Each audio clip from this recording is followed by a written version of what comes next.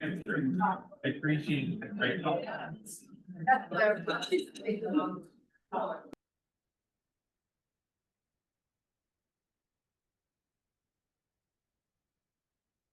Hello, friends. Can you hear me?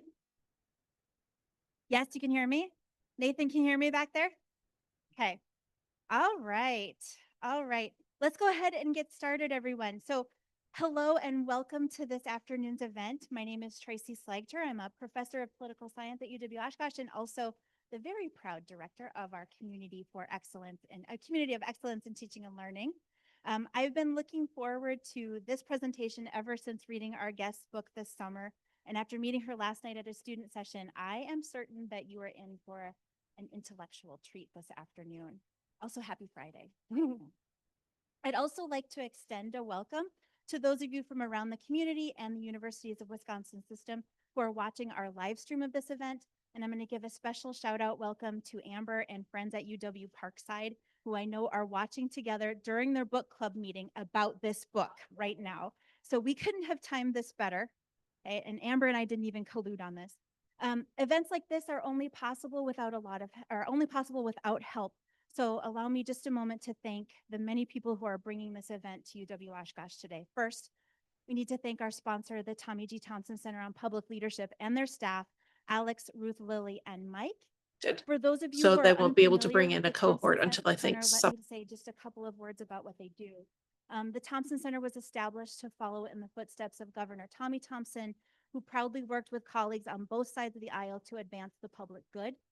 The Thompson Center seeks to carry on Governor Thompson's legacy by informing and inspiring current and future public leaders, fostering leadership skills, and promoting effective public leadership.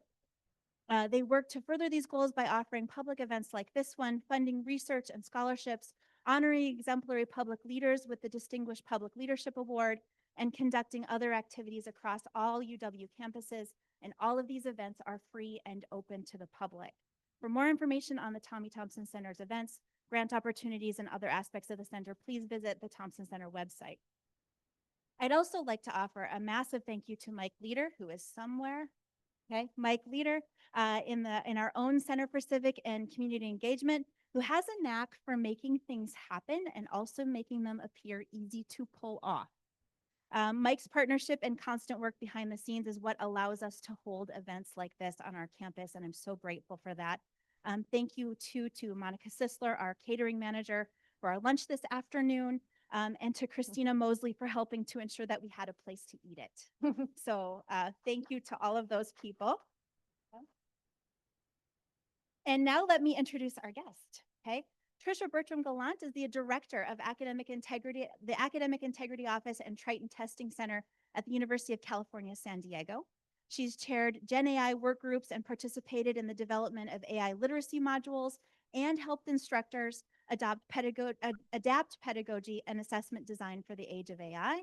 Trisha has authored, co-authored, edited numerous articles, blogs, guides, book chapters, and books on academic integrity, one of which is for sale right here, most recent one.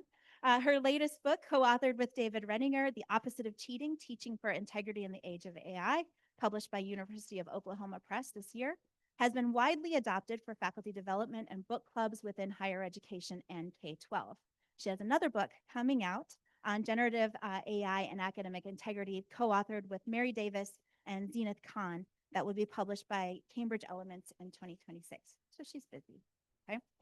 She might also actually be living in Oshkosh now because her flight home was canceled, among those canceled across the country. So we do hope that she eventually makes it home to California, but we're really thrilled to have her here today. Please help me welcome Dr. Trisha Bertram Gallant. Thank you, Tracy. Thank you. Yes, I'm supposed to be in Oberlin, Ohio next week. So if I don't get out of here to San Diego tomorrow, I'll probably just ask American to just fly me to Oberlin and roll the dice in Cleveland airport instead. So thanks everyone for coming. Thanks to everybody that is attending online.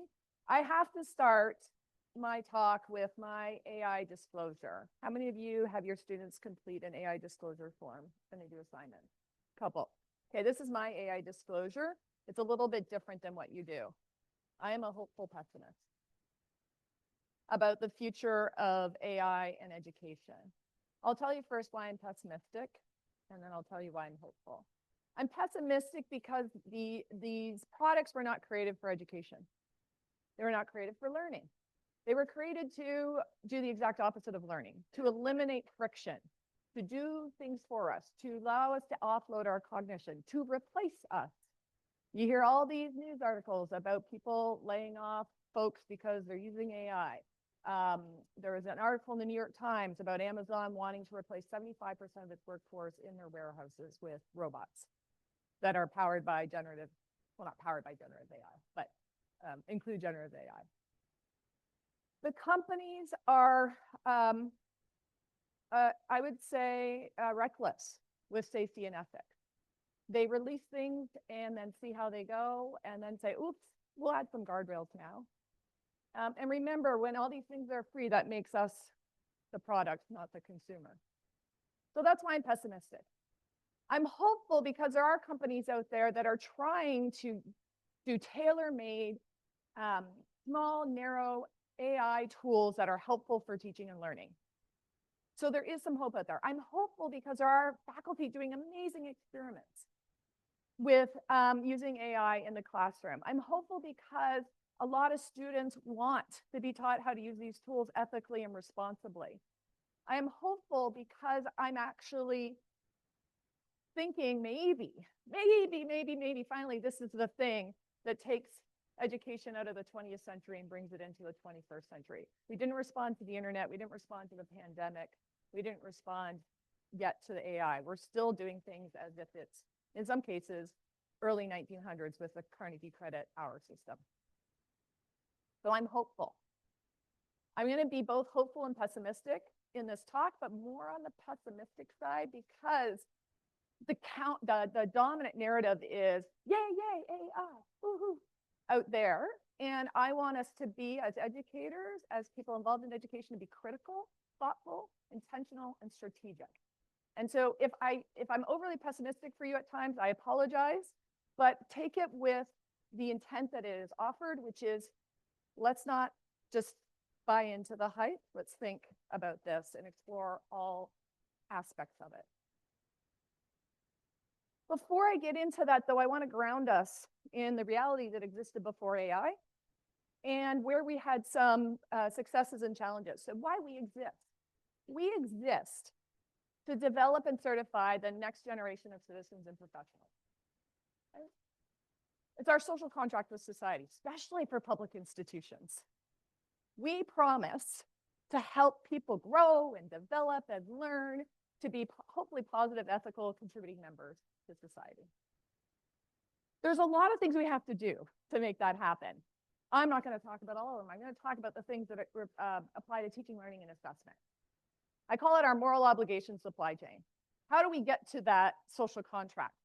Well, first, instructors have to design fair and honest pedagogy and assessment. They have to say, what is supposed to be learned here? How do I help facilitate the mastery of that learning? And then how do I validate that learning has occurred? Okay? Then students are supposed to honestly and fairly demonstrate their learning on those assessments so the faculty can honestly and fairly then do the validation. Only then, if all of the faculty and students do that, can the institution certify that student's knowledge and abilities with any integrity. There's a lot of moving parts there. Because we do that in so many courses, it's not just like one course or one assessment, right? This is thousands and thousands and thousands of assessments to lead to that certification. So if anything goes wrong in here, if faculty don't design fair and honest pedagogy and assessments, and students don't honestly and fairly demonstrate their knowledge, and faculty don't fairly and honestly assess their learning, our certifications lose value. And we've kind of seen this already, haven't we? Like there's colleges and universities closing across the nation. There are employers saying, well, you don't need a bachelor's degree anymore to get a job with us. We are losing trust. There's surveys on this. We're losing trust with society. Why is that? Well, we don't know for sure why, but we do know that employers are saying grads aren't like they used to be. They're not coming to us with helpful knowledge and skills anymore. And no, it's not because they don't know how to use AI. This was happening before AI. They weren't coming with the communication skills, the interpersonal skills, the collaboration skills, the technical knowledge, whatever the case may be. Now, this isn't all about students cheating. So that's my area of expertise. Well, that's where I'm going to focus. But we could read this as, we go backwards, faculty use AI to create the assessment, students use AI to complete the assessment, faculty use AI to grade and give feedback on these assessments. That's what we call the dead university, or I would say a diploma mill. And we were heading to be, honestly, a diploma mill before AI came along, because there's this thing called the contract cheating industry. How many of you have heard of that? $1 billion+ industry where humans were completing online courses, online assessments, dissertations, papers for students. Okay, so let's take the student experience for a moment, shall we? How many of you finished your bachelor's degree before the internet came to be? Me too. Remember how hard it was to cheat? Like, I would have to say, hey, sit next to me in the exam, would you, so I can copy off you? Or like, give me your, you had to be proactive. And it was kind of, you had to be intentional. Now picture yourself being 17, 18, 19, 20 years old now in school. Some of you don't have to picture it because some of you have kids that are trying to be students right now. They can't get away from it.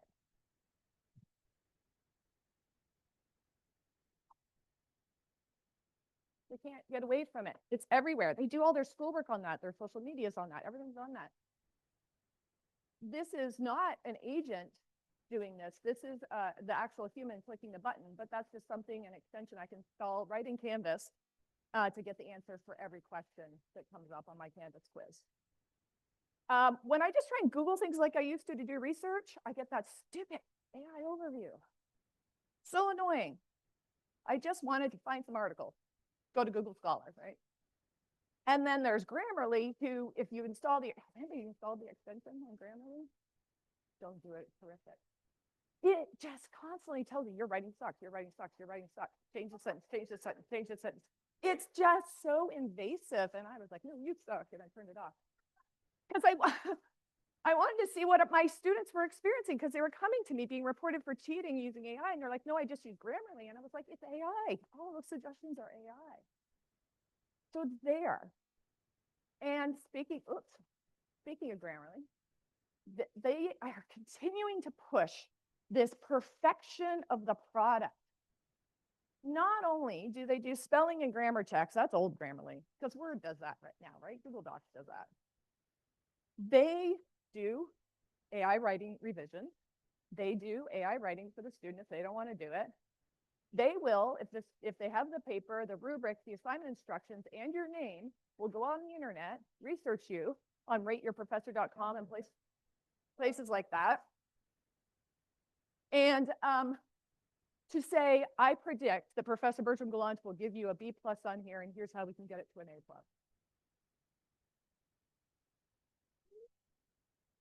Then they try and tell us that they're helping students improve their writing. They're not improving their writing. They're improving I don't even think they're improving the product, frankly. But they're really focused on the product. And now I've given it away a couple times. What's their new name as a company?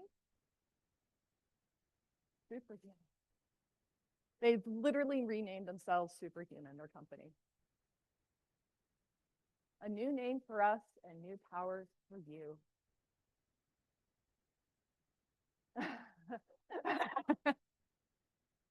Except you don't think of it as AI. You probably don't think of it at all.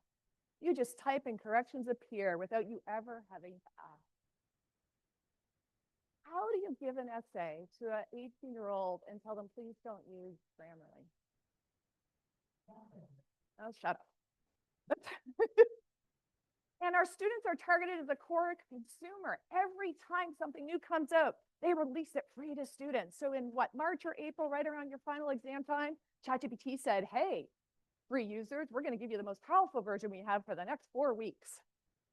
Then Google Gemini said, we got to beat OpenAI, we're going to give it to them free for a year. Then Perplexity Comet came out in September and said, anybody with an EDU address has now access to our agent. They keep giving it free to students because, as I was told from somebody from Grammarly, if we get them addicted to our products now, we end up in Fortune 500 companies. So the entire educational system became intensely entangled in this. They said, hey, students are using it. It's everywhere. You have no choice. You have to teach them how to use it properly. You have to, we don't, as a company, you have to teach them how to use it properly. You have to incorporate it into your classes. You have to figure this all out. Perplexity Comment is advertising their new agent to students as a cheating tool. They have taken it one step further. The other ones were like, oh, use it for health, and they used all the euphemisms. They're like, yeah, no, just cheat. And of course, all over LinkedIn, we're seeing it's not AI that's going to replace people. It's AI. It's people who don't know how to use AI are going to get replaced by people who do. No, AI is going to replace people. They told us literally that's their goal. It's a whole company called Mechanized. Their whole goal is just to replace as many humans as they can in the world of work. So they're told it's everywhere. It's being put in their face, and they're told everyone else is doing it. And if you don't do it, you're stupid. And they're seeing their peers use it, and they're getting higher grades. So this is, has anybody played with Perplexity Comment yet? Oh, okay. So it's an agent. I did not play. Let's do it.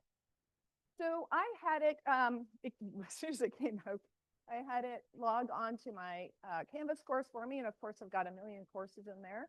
Not a million, a few courses in there. Didn't tell it what course to log into. I didn't tell it what quiz to complete. So it just logged in, bypassed my dual authentication. I never had to approve it.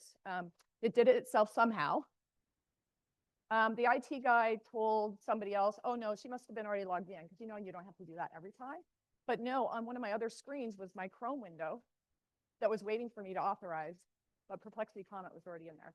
So it handled it somehow. Then it started looking for the right course, because it didn't ask me like which course, which quiz. Didn't want me to have to do any thinking. It's like, well, I found a course that says ARB, so I assume that's one. Then I found the only quiz that's active, so I'm going to do that one. Then it proceeded to do the quiz. And what you're seeing here is on the right, it's what it's seeing, right, in my Canvas course. And on the left is its narration. This is what they call reasoning. Perfect. I now have the module 2 quiz open. Question 1 is this, question 4 is this, question 5 is this. Now I'll fill out the quiz with these answers. I'm working, I'm clicking. And then I'm going to reason again. All of this is taking up energy, and it's so superfluous. Like, we don't need to see that. The reason they want you to see that is for that engagement. Like, you're watching something. I'm kind of doing my quiz, right? Because I'm watching it happen. Good, I clicked on the first drop down. Now I need to select this because it's for cases. Perfect. Now I need to continue with the remaining drop down. Now I need, again, shut up. Okay, so this whole time I thought that it was lying because I've played with other agents before and they tell you they're doing something and then you find out that they didn't actually do it. So the whole time I'm like, no, there's no way. Then it realized it was in the instructor view, so it clicked on test student or student view, whatever that button is in Canvas, and then completed again as a student. So it figured that out. Remember, I didn't tell it anything. I just said, log on to Canvas and complete my quiz for me. So still blah, blah, blah. So it took a lot longer than it should have because I didn't tell it what to get. But even then, towards the end, here, look, I love this. You gotta pause. Your quiz was submitted successfully. You scored 6.67 out of 7. You improved from your earlier preview. This system allows unlimited attempts, so you can retake it for a perfect score. And I thought, still, there's no way it actually did it. So I logged in, went to SpeedGrader or quit, yeah, and sure enough, my test student had a score of 6.67 out of 7. There it is. I then tried to do it. I then tried to have it submit an assignment, like a paper assignment for me, and it read everything, and this is where it lied. It said, yep, it submitted a doc, or it submitted something that said it was a Word doc, but when I tried to open it, I couldn't. And I said, there's nothing there. And it's like, oh yeah, I can't actually do that, but here's the text. You can copy and paste it in a doc and upload it.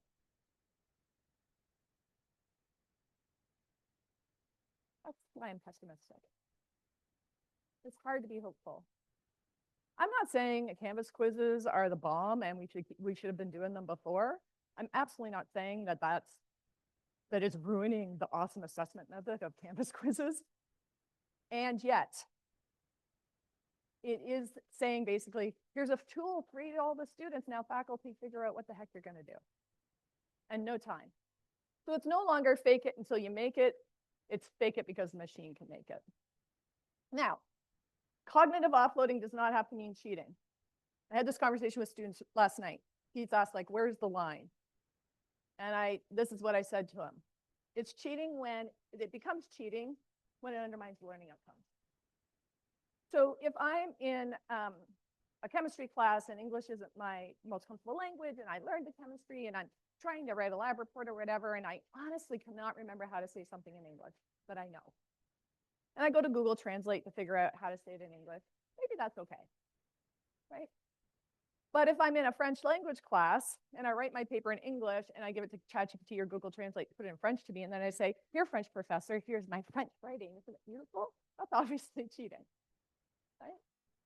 So it really is tied to learning objectives, which means we can't just have the same AI rule for all classes. But it's also cheating because it gives a dishonest impression of my knowledge and abilities. I'm not that good of a French writer, and I've just pretended that I was.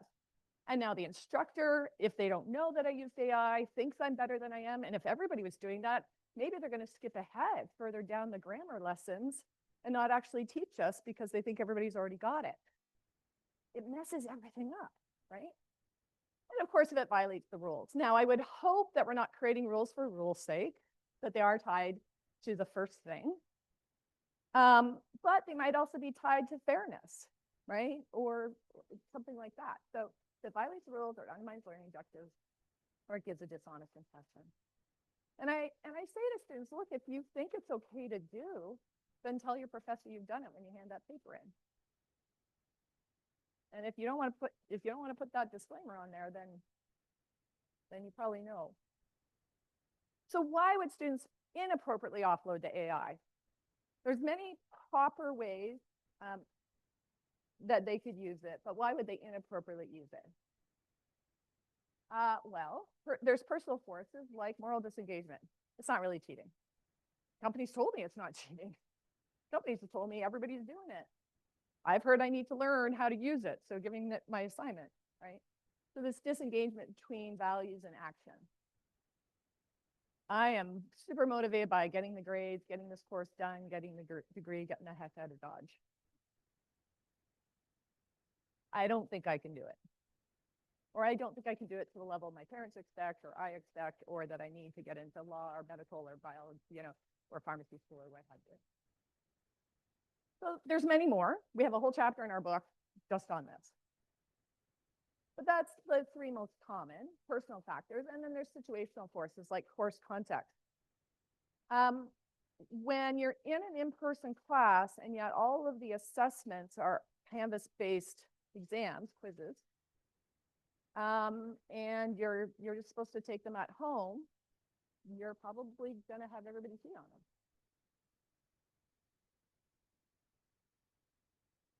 And if I think everybody's going to cheat on them, I'm going to cheat too. That's what happened during the pandemic, right? People are like, oh, everybody's definitely cheating. So the more, and this is not just kids, we're all like this. Like if you're at an you're walking and you get to an intersection and the light's red and you look around and you see if anybody else is going to jaywalk or not. And a lot of people will cross the street on a red light if other people are doing it, or you'll speed on the highway if other people are doing it. Instructor influence. The instructor doesn't care.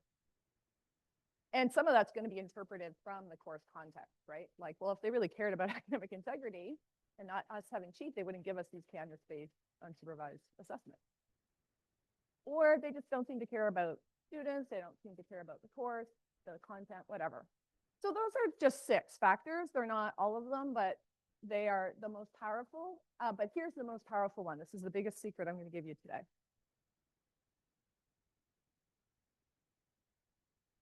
How many of you have ever been dishonest? How many of you have ever been disrespectful, irresponsible, untrustworthy, unfair? the rest of your line right now. We're human. We screw up. We make bad decisions under stress and pressure. We make bad decisions when something is, we think is important on the line, like our livelihood, like putting food on the table, which for students is literally true, or actually true in some cases, but or grades, just replace grades with food on the table, right? We're human. They're gonna mess up. They're gonna make bad decisions. So that's why in 2008, my very first book, I said, we have to stop asking this question. We can't stop them.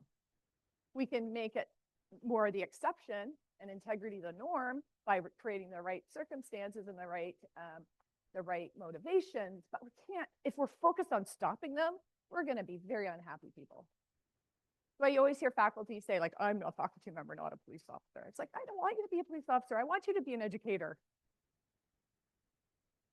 So let's stop asking this question and ask, how can I best facilitate and validate learning in the 21st century when there's humans and machines that will do all of this for the student?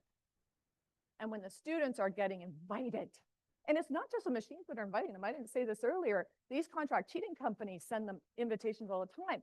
They'll plant people in Discord channels for a particular class, pretending they're a student in that class, to then seduce students into like working together on things. And then they'll be like, hey, instead of working together, why don't I just do this for you? It's only $2.38 a page. So how can we do this? We might need to rethink learning outcomes. I was talking with a biology professor. She had amazing, I thought a really nice learning activity where students had to research unknown or relatively unknown biologist, like they don't have a Wikipedia page kind of thing. Research them and write like a Wikipedia page about them. And one of the grading criteria on there, on that assignment, was conciseness. Please reread your writing before you submit. It needs to be concise. I'm like, okay, you're a biology class, not a writing class. Does that really still need to be something you grade when machines will do it for them? We don't grade for reference formatting anymore. I used to get graded on APA formatting all the time. We don't really grade for spelling and grammar anymore because we know machines are doing that for students. So why, if the machine can do it and that used to get the student a C, maybe that should be an F at this point. Because we don't want to graduate people who all they did was push a button. So are there learning outcomes in your course, your courses, even better, do this as a department or a program, that are no longer relevant or have never been relevant, but we slapped them on there because we thought we had to? Are they clearly articulated? So a lot of people are really good at putting learning objectives or outcomes on the first page of the syllabus and then never talking about them again. Are they clearly articulated and are they tied to the assessments and the activities you're doing in class? So I did this very simply, just on one of the pages of my syllabus, where you outline what you're doing every week and what assignments we're doing or whatever. I had numbered my learning objectives on the first page. And so in that table, I just had a column that was learning objectives 1, 3, and 5, 2, and 6, whatever. It just reminded students, oh yeah, this is tied to learning. Oh, this is tied to learning too? Oh, this week's tied to learning too? Wow. Again, we have to provide a countercultural narrative. The dominant narrative says grades are what matter, not learning is what matter. And they've heard that since what, kindergarten? I don't know. Some of you are parents of young children. They hear it very early on, how important grades are, from both schools and parents and universities. Do you have the authority to change them? Sometimes we can't, because they're dictated by some external organization or whatever. Or it's a coordinated course and you have to work with other people to change them. But this is fundamental. So our whole book, I can't say there's nothing new in there. The learning science, the pedagogical science, the social research in there is as old and well-researched as anything else. This is just known as backwards design. Start from the beginning. I don't know why. It should be beginning design model in my head. Start from the very beginning. What is it that you want students to learn? Is that learning still relevant? Can the machines do it? Or can the students use the machines to fake that they've mastered those learning outcomes? And if they have, we got to change them. Or if the learning outcome's still solid, we got to change how we facilitate and validate it. Okay, so that's the first thing. Spending time here. Listen to our students. Oh my gosh. How many students were there last night? 25? 35? So many good questions, so much thought, so much interest in knowing, like, what are these things? What is AI? How do I use it? Should I use it? Am I allowed to use it? When am I crossing the line with using it? Listen to them. They're worried. Our students are worried. We had a couple of people say, like, well, one said, like, I think I'm overusing it to make my writing better. Another one said, a friend of a friend is addicted. She can't stop using it for schoolwork. They're worried about, they're becoming very aware of this and how addicted they are to it. There's movements in the teens right now, some teens, about like going analog. I was listening to this great Young Future podcast called Living with Machines, and it was talking to these people that have a nonprofit called Young Futures, and they sponsor kids creating cool things. And one thing these kids created was a look up app.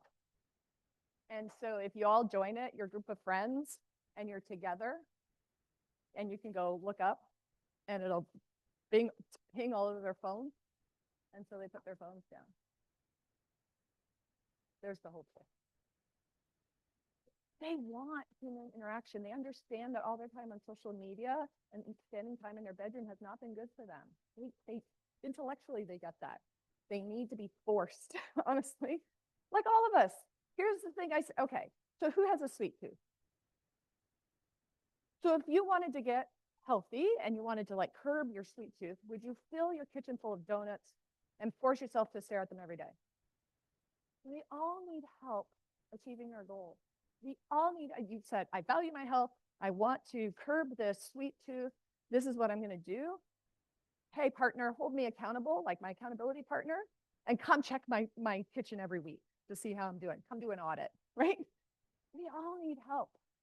And students understand they need help too, and we have to help them as parents, as educators, as student affairs professionals, whatever our role is, as testing professionals.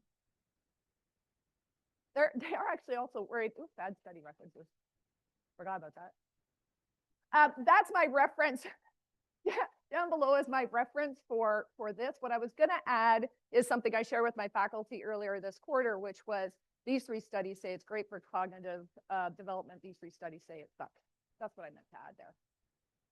I can add it before you finalize the presentation with Sundoes.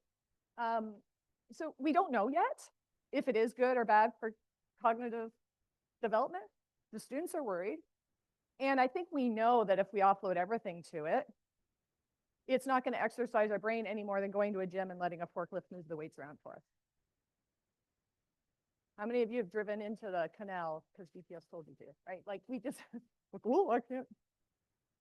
So we know that cognitive, an over reliance on cognitive offloading is not going to be good for our brain. So how can you, and 72% of them want to be taught how to use it ethically. So 3 suggestions for how you might do this in the classroom, or you might do it in a first-year experience course or a quest course or something. We could survey students. In your class, you could just survey students before. What tools are you using? How you use them? What do you use them for? Do you think you could use them ethically in this class? Here's the learning outcomes. Here's the assessments. And if so, in what ways? Anonymously collect all of that. Look at it. It might form your policy. It might form your talk to the students about how you agree with them on these things and you disagree with them on these things, and here's why. It also allows students to see what their peers are thinking, so addresses that peer norming piece, because most students are going to say, like, it's bad if you just give it the prompt and have it do your essay for you.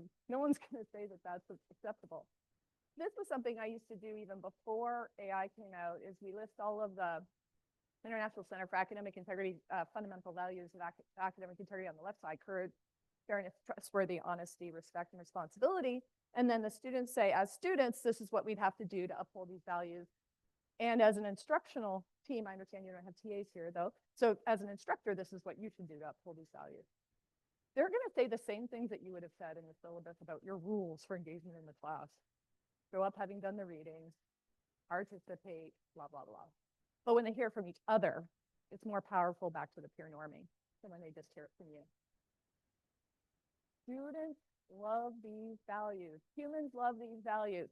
As I said, we've all had a time when we've been not these values, and we've all dropped friends and maybe loved ones out of our lives who aren't these things, or we fired employees or whatever, right?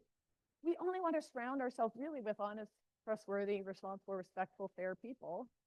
These are visceral human values. Much more in-depth exercise would take a lot longer, but if you could do it as an experiment or like as a little project.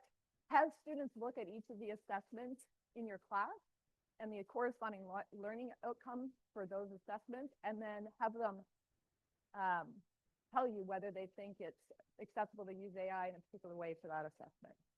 Really would help them think through it, but it also would give you information if you wanted to do that like this term, but so you could redesign before the next time you teach. That's 3 ideas. So after you've listened to your students, design for mastery. We are not in the 20th century anymore. People do not need to come to us for content, for information. We are not the holders of all knowledge anymore. And we haven't been for a good 25 years. People need us for structure. They need us for, even though we hear all the time we have to be flexible with our deadlines, they need us for deadlines. Not everybody's a self-directed learner. Most people aren't, right? They need us for access to labs and other kinds of equipment. They need us for our connections to the community and to industry, and they need us for human-to-human interaction. Otherwise, they would. That's what I tell my students all the time. It's like, why can't things be easier? I was like, they can. Go to an online school. Knock yourself out. Design for mastery. The difference between performance and mastery is not just rhetorical. Performance is performative. I can check some boxes, you know, like every agreement that we say we agree to at the bottom thing where we didn't actually read it. That's performative. Superficial, easy, contrived, leads to surface learning and cheating. So think discussion board posts. Sorry. Multiple choice tests sometimes if they're not designed well. Problem sets out of the textbook when the instructor manuals existed for 25 years. That type of thing. Mastery is meaningful, variable, and deep. And oh my God, I've heard some great stories about what you all do here that I actually hope I get stuck and you hire me. Because I don't know about, I don't think we do a lot of the stuff you're doing here, largely with Mike's help. So how do you foster a mastery-oriented environment? So we have to use meaningful activities. And Tracy asked me this last night she made me describe this to the students last night. Or you might call them authentic. Meaningful is, it feels relevant to my life in 2025. Not everything has to be made relevant. I'm just talking about in general, right? These are general principles that if I can make something more meaningful, then it's better. So instead of having somebody, write, God, I hated the way they taught history in high school. And I really wish they had taught it better because I wish I knew more about history. And I just didn't want to learn about it because it was memorized. This person did what on this date. Don't care. But learning about something that happened in history and how it influenced the way we are now and how that relates to what's going on now in our politics and our lives and our culture and our schools and our families, amazing. That's the kind of thing I'm talking about. If something doesn't require just memorization of content anymore, let's stop it. Let's make it more meaningful and applied. So higher up Bloom's taxonomy, maybe. We can do that by providing some choice and control. So this is the example I gave the kids last night, but if you're in a chemistry class and you're going on to chemistry PhD, then you probably should write that lab report because you need to know how to write journal articles and blah, blah, blah. So if you're not going on a chemistry PhD, do you really need to learn how to write a lab report? I think you need to learn how to critically read chemistry research or scientific research. We all do. I probably don't need to write one. So maybe I can demonstrate my chemistry lab knowledge, or maybe I can do a video presentation of my chemistry lab knowledge. Maybe I can do an interpretive dance of my chemistry knowledge. I don't know. But providing students some choice and control over how they demonstrate their knowledge or what they study. So when I was teaching ethics, I didn't give them case studies out of Harvard Business Review. I have them choose an ethical dilemma they're currently facing in their life, and they analyze that. Scaffolding. When ChatGPT first came out, I talked to a theater and dance professor who had taught the same way for many years, and he had 2 papers and a final paper. None of the papers were connected, just 2 papers and a final paper. And I said, what if it was one final project and you scaffolded your way to that?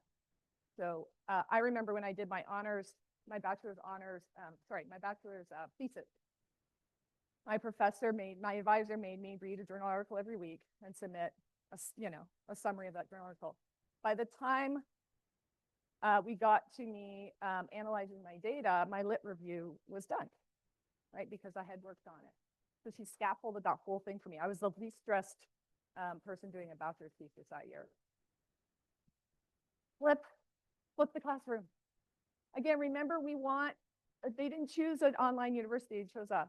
And I know you have a lot of community students, and I know it's hard to get here. We have to figure out a way to balance access with learning. I'm not saying you can't have learning in a fully easy thing, but it takes friction. It takes friction to get with other people. It's hard. It takes friction to talk to other people. It's easier to stay at home.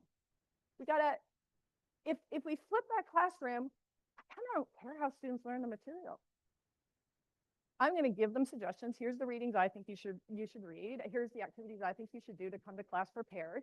But you do you. If you want to learn from YouTube or AI or your roommate, I don't care.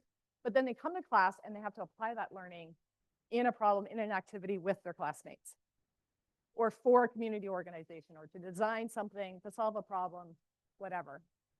So they're coming to us for engagement, not for, honestly, something like that. Just sit and listen to somebody yap at you for anymore. Emphasizing process over product. If writing is not what you're teaching, does writing have to be the product in which they demonstrate their knowledge? Could you emphasize process? Even with writing, can we emphasize the process of writing rather than the perfection of the final product?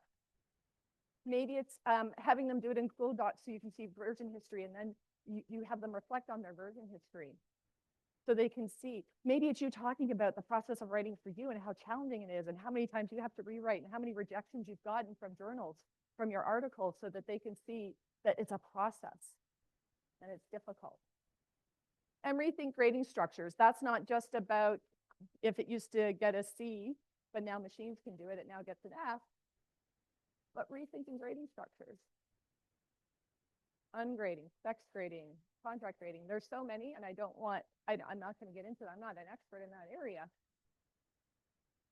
And getting rid of grades does not eliminate cheating. There is no silver bullet solution in any of these. But remember, extrinsic motivation is a huge motivator. It's very powerful. And so if we can diminish the focus on grades and increase the focus on learning, that is always a good thing.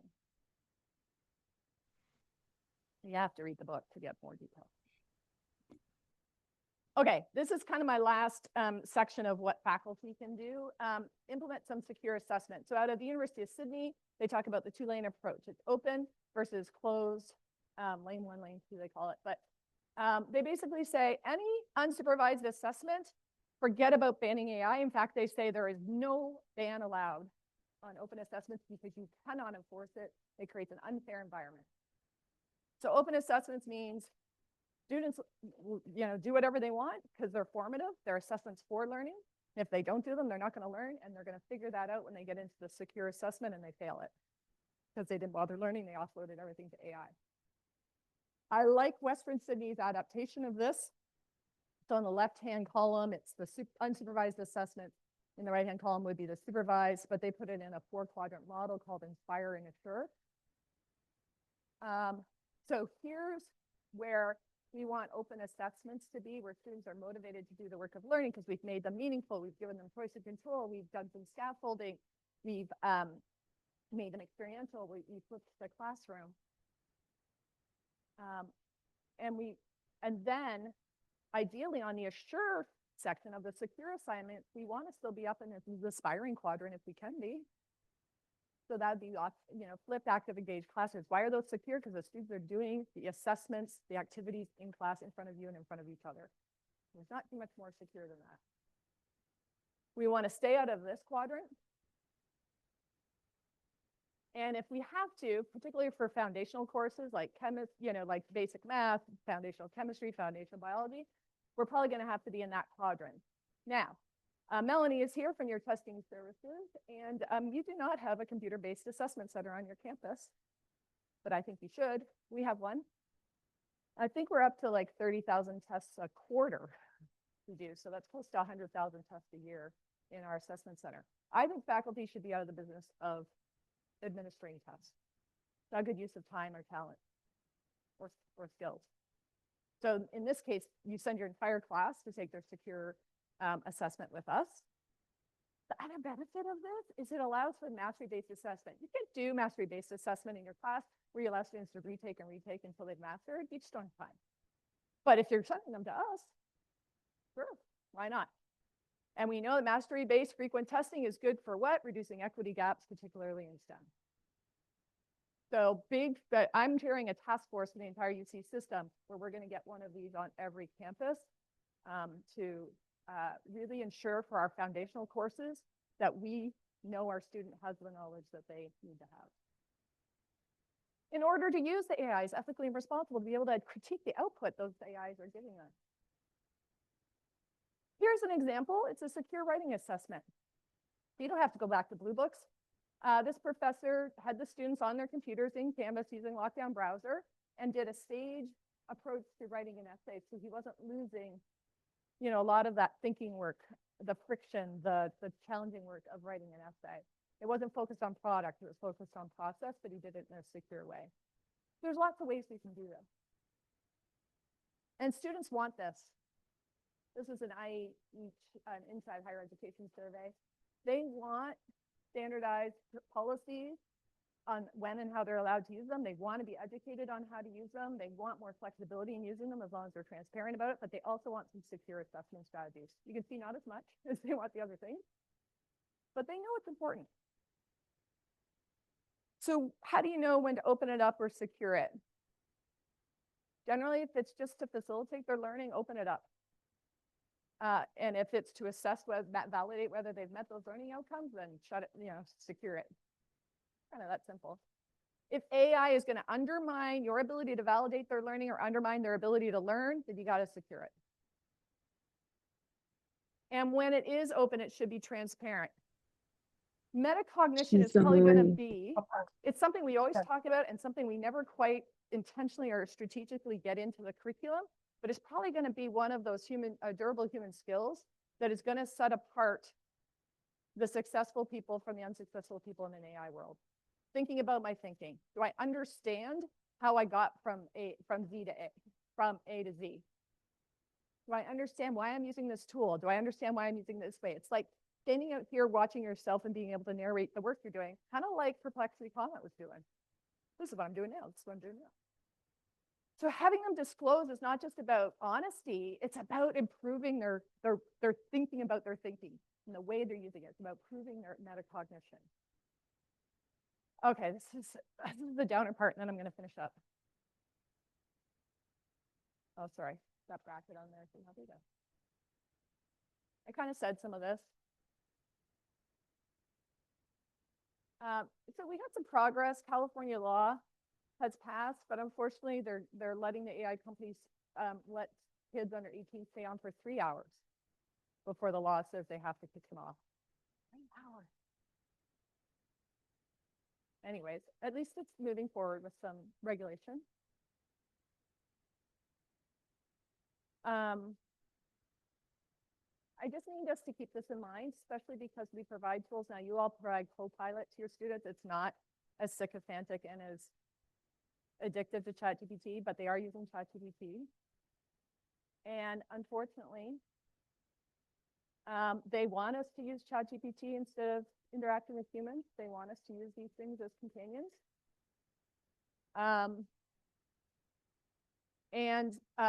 This article is very interesting in The Guardian. Four college students let him look through their entire ChatGPT transcript. They all shared the same account, of course. And that's just one example of what the student was asking ChatGPT. I did generate that image with ChatGPT. Took energy was only equivalent to 2 light bulb minutes estimated. Okay, this is the really downer part, but you have to. If we're giving these tools to students and we're encouraging them to use them, we have to teach them how to use them and when not to use them. We have to provide them with our own guardrails and our own advice because the companies are not doing it. And they start using it for homework and it ends into something that none of us want for anybody's kids. So instructors can't do this alone. This is everything a university can do. That's a whole different talk. I was asked to give a talk to faculty. But as a faculty collective, you need to ask for these things. Look, I could do a flip to gauge classroom in this room. It's not ideal, but I could do it. But when we're redesigning buildings, we're building new buildings, probably not so much these days. Academics should be involved in those conversations to say, no, we want more flexible style classrooms. We are an in-person university. Oh, this is definitely one thing. Number 7. We have to stop asking faculty to rebuild the plane as they're flying it. It's not fair. And it's not fair and it's not doable. Okay, here's my hope. This group over here, run by Mike. When the ends don't meet is coming up. Is this event where the poli-sci students are looking at the policies that might be driving food and housing insecurity. The communication students are looking at the marketing. It's so experiential and they're solving real problems and talking about real problems. That's what we should be doing all the time. All the time. How they apply their knowledge to solve real problems. That's authentic, it's meaningful. There's choice and control, there's engagement there's public accountability. They can't fake that they've done it. They've got to talk to people, they've got to implement things. The PAIR project's another great one, started at UC Irvine, I believe. It's like peer artificial intelligence instructor review and reflection. So it's all focused on writing and how we can use AI in improving writing instruction. And then this is what I mentioned earlier, the young, the Life with Machines podcast, but where they talked about the Young Futures organization, the guys that did the Lookup app. So there's our touch of hope. You guys are doing some great things on this campus. Do more of it. And that's it. Thank you. We have time for questions.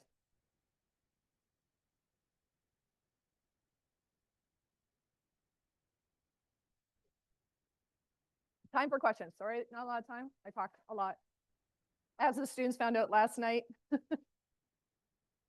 my flight got canceled, so I can stay as long as you want. We can go grab a beer. Sorry, live stream people.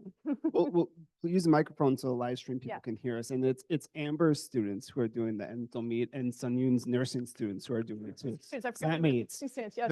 These are our faculty doing it.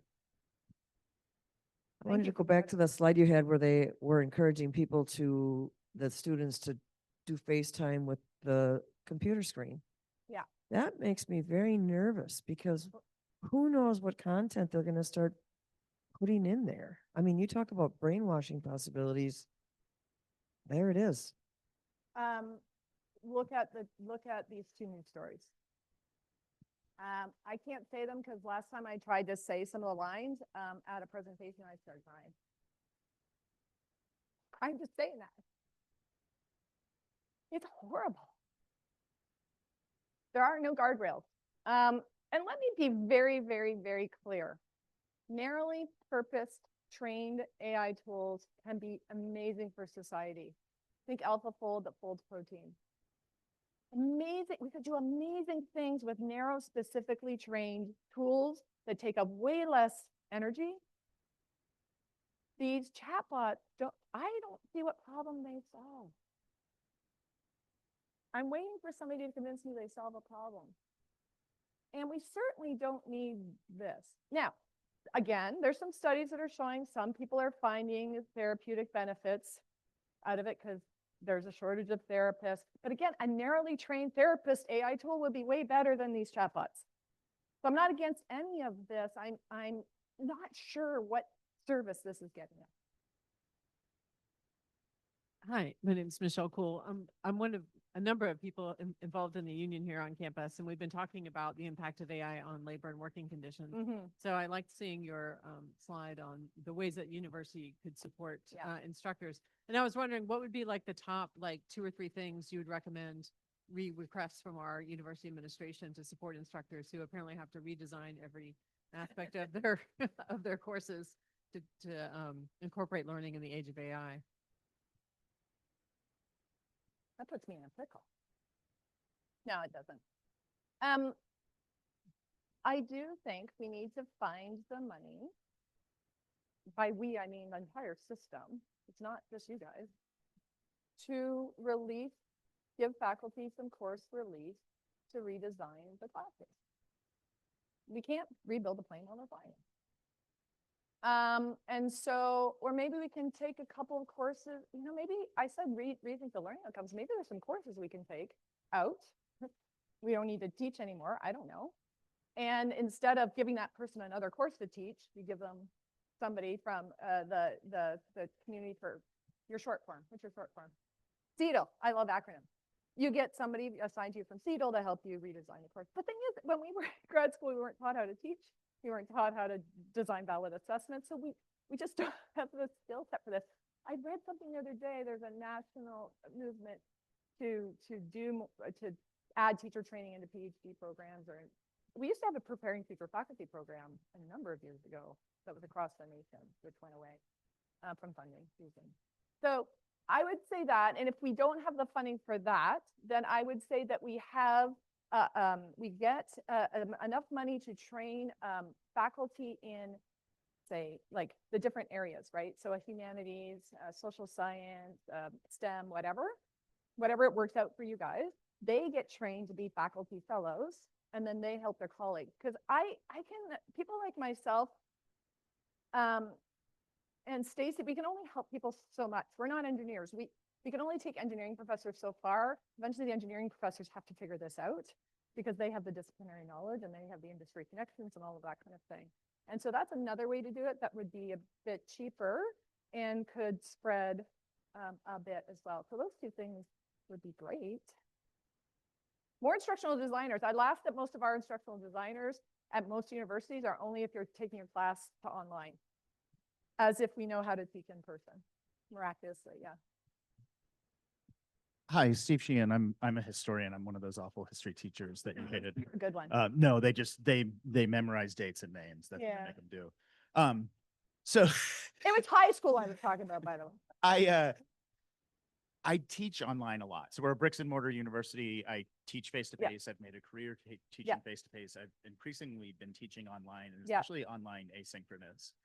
And that's where I've had the most trouble with, academic misconduct, dishonesty, unauthorized AI use. What are your thoughts about that? Should we just not have asynchronous online classes? Someone's going to have them, so I feel like we should have them and do them right. I sure as hell haven't figured out what that means. Oh, I was hoping nobody was going to ask that question.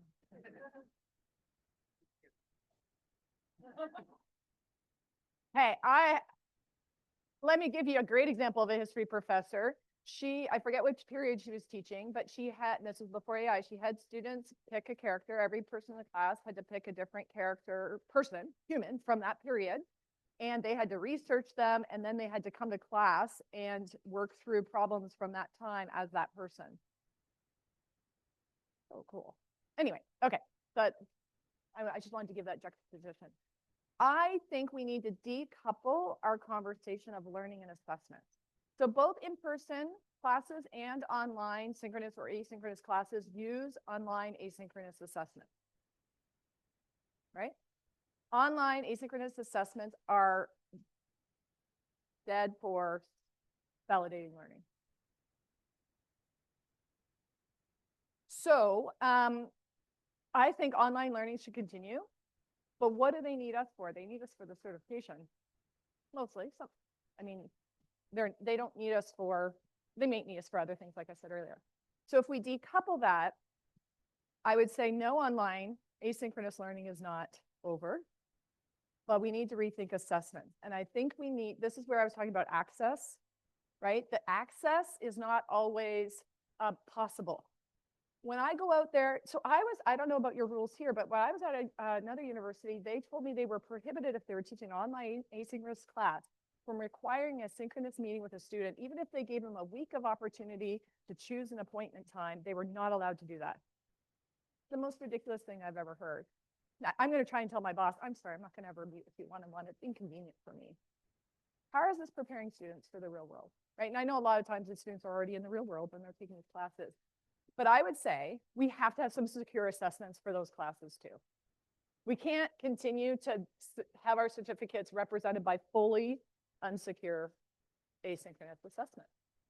And so what does that look like? It means when you publish the class, you say you're going to have to come to campus twice in the semester to do a secure assessment. Or all of our online asynchronous classes are for learning. And what they do at the University of Sydney, or what they're recommending, is then we have milestone or benchmark secure assessment times. So you've taken this bundle of online asynchronous classes, great. You're going to prove your learning in person at this assessment center at this point. And if you don't pass, we're going to work with you and you'll try and pass it again next time. Or so I don't think online learning is over, but I do think we cannot continue to award degrees based fully on unsupervised assessment. It's not, we just can't. We'll do one more and then she'll stay around for more questions afterwards. Thank you. If you're preparing students for the real world, I think self-confidence and charisma correlates to success more than even competence in the real world. Well, in politics. You know. And in generally speaking across in any discipline, but yeah, maybe you're taking on too much by taking on AI. I mean, if you're teaching history, just teach history and don't take on the broader worries of AI. Yeah. Just make sure that you teach what you're teaching the best you can and let this kind of boil over. I'm a 1979 high school graduate. Computers were coming in while I was in engineering, and it worked out. I mean, some people had advantages. But maybe we don't have to necessarily take this on, but just let it percolate through. Yeah. While keeping the disciplines strict. Right. In every. We could, but I'm really hoping that we do that only after intentional, thoughtful reflection to determine that that is still the best way to do things. So I do agree that AI does not have to be incorporated into every single course.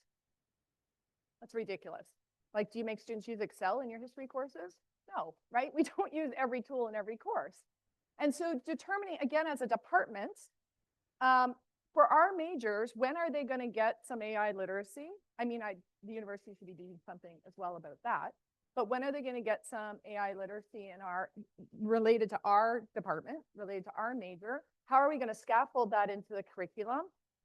Your class is not going to use it at all because it's foundational stuff, or because it just wouldn't help, or whatever. But then you still have to have those valid assessments, right? You have to have those secure assessments, because you can keep teaching the way you're teaching, but you can't keep assessing the way you were assessing. All right. So you're going to stick around? Yeah, I can stick around. So you can't go anywhere. I'm sure. I'm sort of trapped here now. I looked up the drive Welcome from here to Oberlin. You're going from what are you, Triton? Triton to Titans. Trains to Titans. I just have. There we go. I just have to drop a letter. There we go. What are your colors? Kind of like Ukraine color. Yeah, blue and yellow and We've blue and got the gold. yellow. Okay, Yeah, we're there you go. black and gold. Okay, so thank you to everyone for coming today. I think this was an awesome event, and I'm so glad that you were able to take part in it. Thanks to everybody who is joining us online. And I realized that I forgot to thank another person who makes a lot of stuff happen. And I don't, Ali Kundi, are you sitting here? Where is she? Because she's always working behind the scenes. And if you need anything to happen, Ali will say, yes, that can happen. And I will be there and help you do it. Also, thanks to Kimberly Omek, who's sitting back there. And every single time I look slightly stressed, she's like, what can I do? How I will be there. So just delightful. We have so many people like that on our campus. So thanks to you all for coming. Thanks to you who are joining us for our live stream. Hope you enjoyed it. Dr. Gallant will will hang out for a little bit. I also wanted to remind you that if you are AI curious, and if you want to hear some of the really neat and thoughtful work that is happening on AI in our campus, our friend John Bellotti, who is back there, is going to do a practice version of a talk he's giving in a couple of weeks for the online learning conference. John does pretty awesome work and is pretty impressive. So if you do want to hang around and see that, you are very, very welcome to do so. We will start that in this room at 2:00. Okay? Yeah. Oh, yeah. Trisha's staying for that. I didn't tell you that before, John. So, yeah. All right. Let's give her one more round of applause. Thank you all.